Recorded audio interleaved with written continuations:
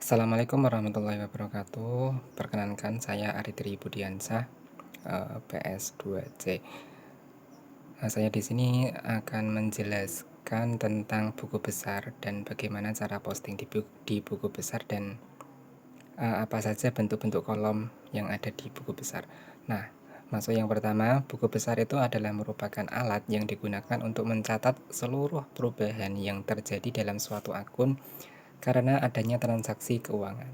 Nah, secara garis besar, buku besar itu berisi perkiraan mengenai ringkasan dari pengaruh transaksi keuangan akibat perubahan aktiva, perubahan kewajiban, dan modal perusahaan.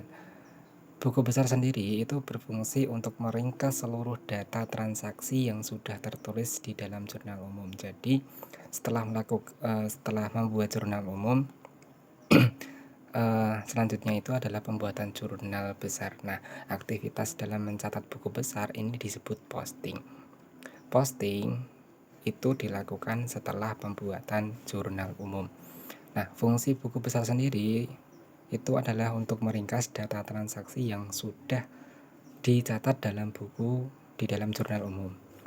Yang kedua, sebagai alat dalam menggolongkan data keuangan serta untuk mengetahui jumlah atau keadaan rekening atau akun yang sebenarnya, apakah ada perbedaan atau tidak. Jadi digolongkan keuangan serta mengetahui jumlah atau keadaan rekening.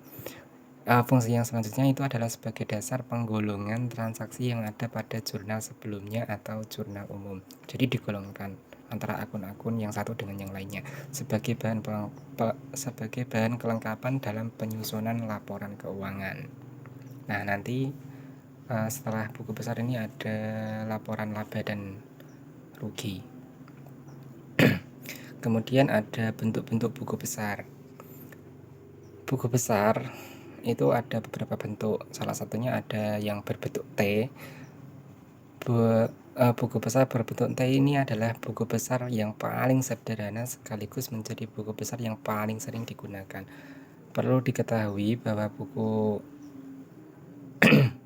besar berbentuk T ini digunakan untuk keperluan analisis transaksi dan menjelaskan mekanisme penggunaan akun. Yang kedua itu ada bentuk buku besar yang berbentuk skontro yang terdiri dari 2 kolom. Buku besar berbentuk skontro adalah versi lebih lengkap dari buku besar yang berbentuk T. Kemudian ada buku besar yang berbentuk stafel. Buku besar berbentuk stafel ini memiliki bentuk halaman serta mempunyai lajur saldo. Buku besar berbentuk stafel terdiri dari 2 jenis, yaitu stafel berkolom saldo tunggal yang terdiri dari 3 kolom dengan lajur saldo tunggal. Yang kedua ada bentuk stafel berkolom saldo rangkap yang terdiri dari 4 kolom dengan lajur saldo rangkap. Nah, itu ada secara garis besar itu ada 3 jenisnya, ada yang berbentuk T, ada yang berbentuk skontro, dan ada yang berbentuk stafel. Kemudian cara untuk memposting di buku besar itu ada beberapa tahap. Seperti yang tadi saya jelaskan bahwa buku besar itu adalah memindah data dari jurnal umum ke buku besar, yang mana aktivitas ini itu disebut posting. Jadi setelah jurnal umum dibuat, baru setelah itu buku besar memasukkan data di buku besar ini disebut posting. Nah, bagaimana cara memposting di buku besar? Yang pertama itu adalah pindahkan tanggal transaksi pada jurnal umum ke dalam kolom tanggal pada buku besar. Jangan lupa, ini tanggal transaksinya harus dipindahkan dahulu. Kemudian pindahkan jumlah debit dan jumlah kredit pada jurnal umum ke dalam kolom debit dan kredit pada buku besar.